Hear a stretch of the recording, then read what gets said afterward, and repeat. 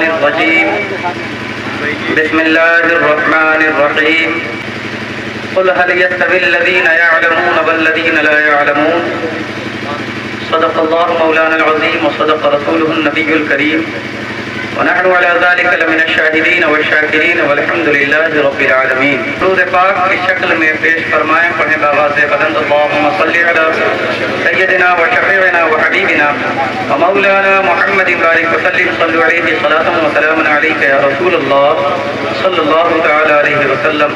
اپنی بگڑی ہوئی تقدیر بنا لی جائے، اپنی بگڑی ہوئی تقدیر بنا لی جائے۔ نالین کے معنی ہوتا ہے جوتا۔ حضور صلی اللہ علیہ وسلم کو نالین شریف کہا جاتا ہے۔ اپنی بگڑی ہوئی تقدیر بنا لی جائے، آؤ نالین نبی سر پہ اٹھا لی جائے، آؤ نالین نبی سر پہ اٹھا لی جائے۔ اور اس سے پہلے کہ میرا نام اعمال کھلے، اس سے پہلے کہ میرا نام اعمال کھلے، آج سرکار میری لاج بچا لی جائے۔ حضرات محترم، میں نے جس آیت کریمہ کی تلاوت کا شرف حاصل کیا ہے، اللہ تبارک و تعالیٰ قرآن مقدس کے اس ٹکڑے میں ارشاد فرماتا ہے کہ اے محبوب کہہ دیجئے زمانے والوں سے کہ کیا علم والے اور جو علم والے نہیں ہیں یہ دونوں برابر ہو سکتے ہیں؟ یعنی علم والے اور بے علم، اللہ تبارک و تعالیٰ ان دونوں کے درمیان فرق و امتیاز فرما رہا ہے کہ انسانوں کی دو کیٹیگری ہے، ایک علم والوں کی ہے اور دوسرا ان لوگوں کی جو علم حاصل نہیں کیے ہوئے ہیں۔ ان دو حصوں میں انسان منقسم ہے، تقسیم ہے۔ اللہ نے ان دونوں حصوں کے بارے میں ارشاد فرمایا کہ جو لوگ علم حاصل کرتے ہیں اور جو لوگ علم حاصل نہیں کرتے ہیں، تو علم حاصل کرنے والے ان لوگوں سے جو علم نہیں حاصل کرتے ہیں ان سے ممتاز ہیں، اعلیٰ ہیں، افضل ہیں۔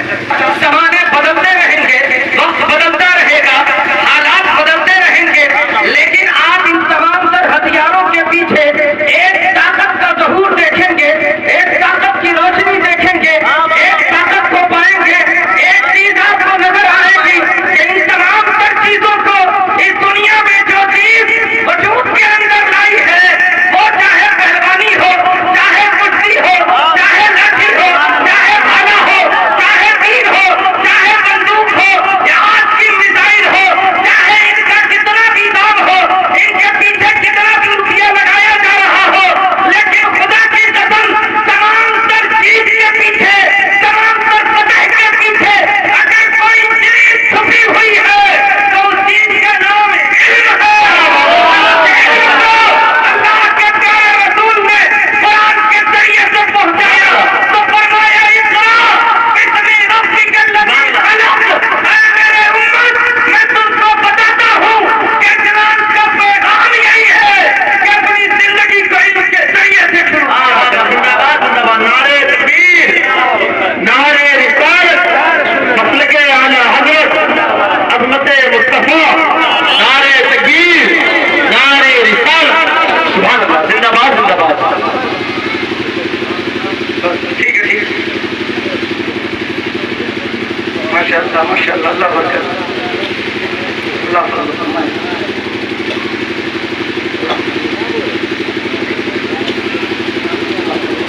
سبحان اللہ، زندہ باد، زندہ باد، ماشاء اللہ، سبحان اللہ۔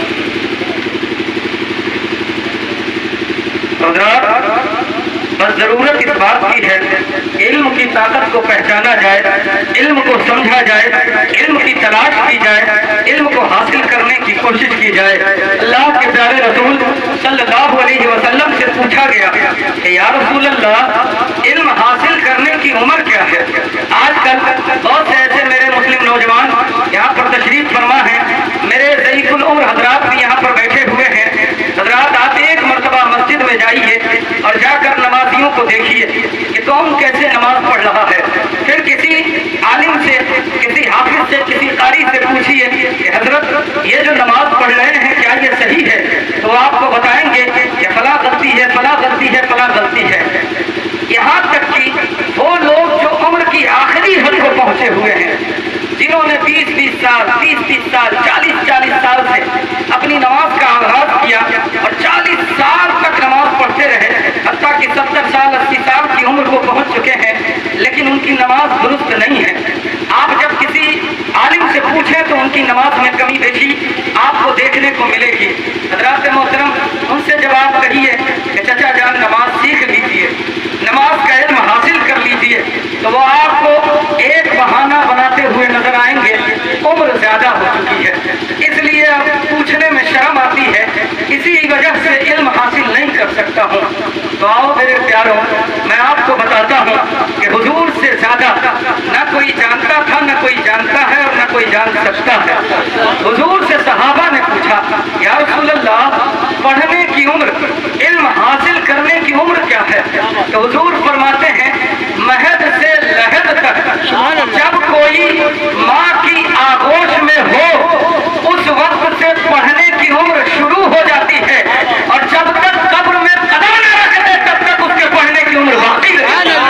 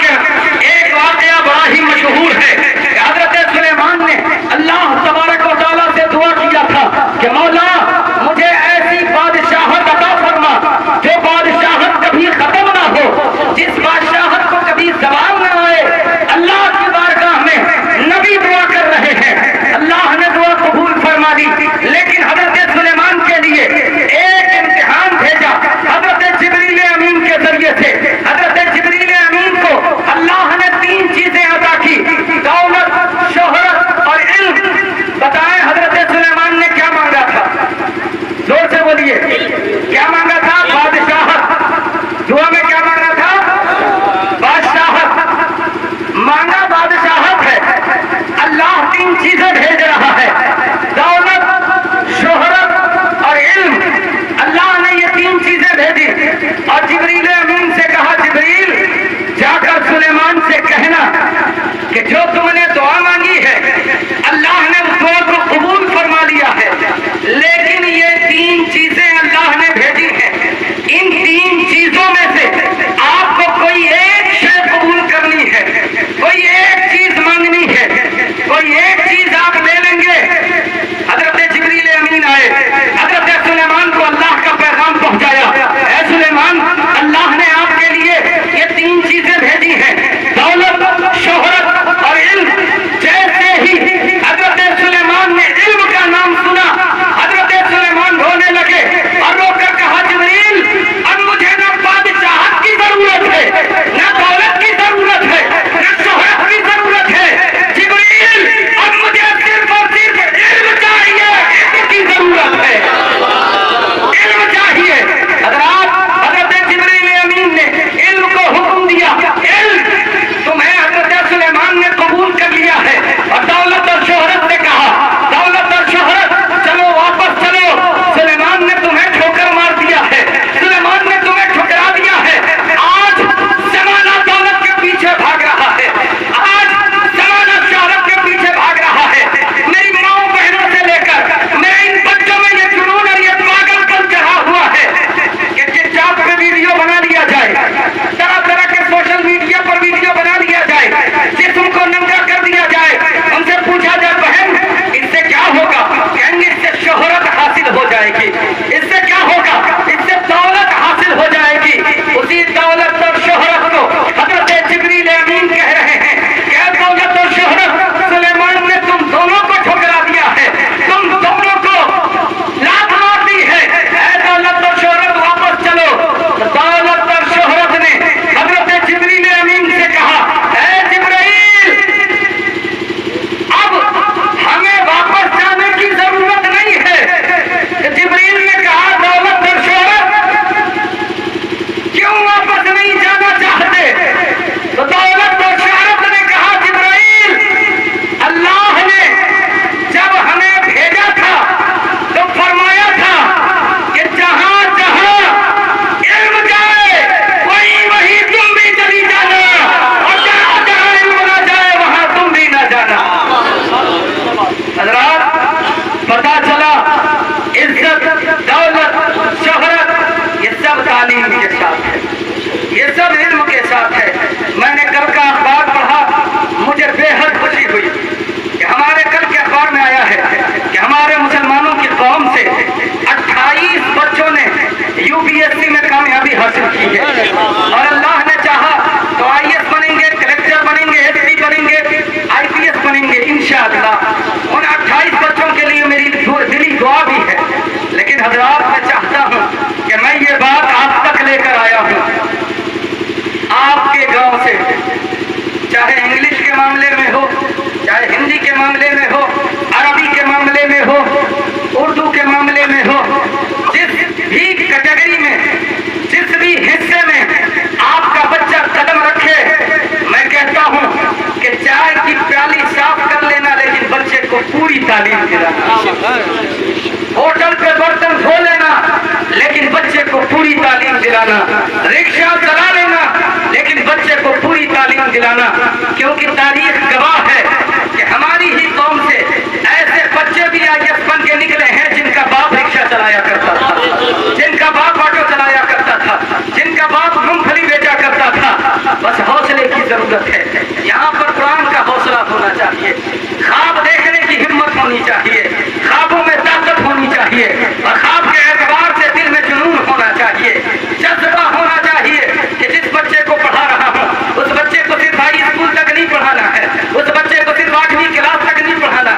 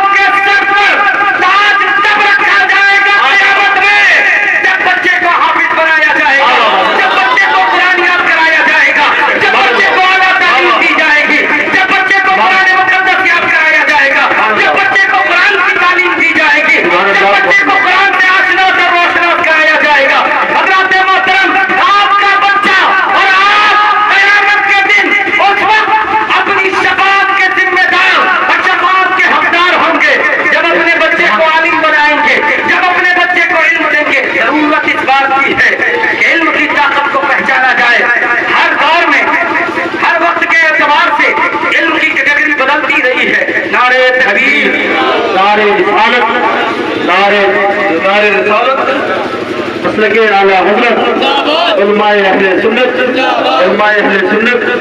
مفتی عبد الرحمان صاحب قبلہ، نعرہ تکبیر، نعرہ رسالت۔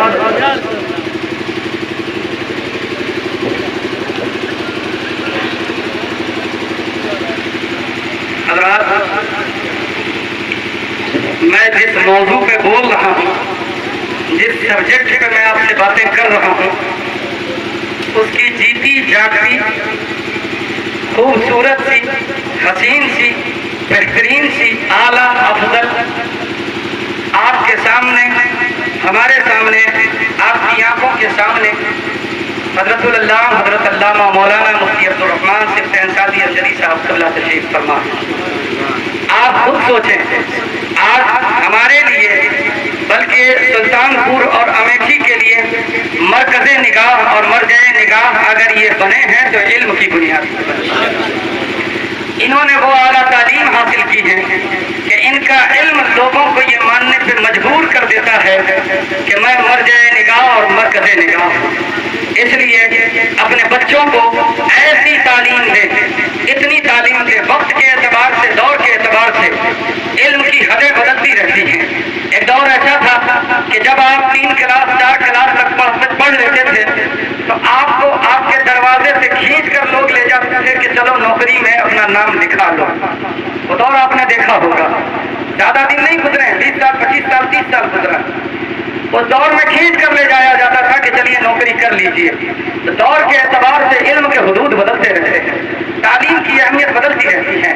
وہ دور الگ تھا جب 4-5 کلاس تک پڑھ لینے پر نوکری مل جاتی تھی، اب دور الگ ہے۔ اس دور میں آپ جب تک اعلیٰ معیار کی تعلیم حاصل نہیں کرتے ہیں، نہ آپ کامیاب ہیں نہ آپ کا بچہ کامیاب ہے۔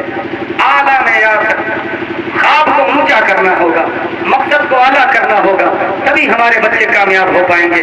حضرات، ضرورت اس بات کی ہے کہ اپنے بچوں کو قرآن و حدیث کے مطابق، اللہ اور اس کے رسول کے فرمان کے مطابق علم کی جو تعریف، علم کے معاملے میں جو ہم نے قرآن و حدیث سے سیکھا پڑھا ہے، ویسا علم اور اسی طرح کا علم سکھایا جائے، وہی علم دیا جائے اور وہی علم کا نور بانٹنے کی کوشش کی جائے۔ حضرت تشریف فرما ہو چکے ہیں، میں اپنی باتوں کو بس اسی پر ختم کرتا ہوں، بس کرتا ہوں۔ اللہ تبارک و تعالیٰ جو کچھ کہا گیا، بیان کیا گیا، اس پر عمل کی توفیق عطا فرمائے۔ استغفر اللہ ربی من کل ذنب واتوب الیہ، لا حول ولا قوة الا باللہ العلی العظیم۔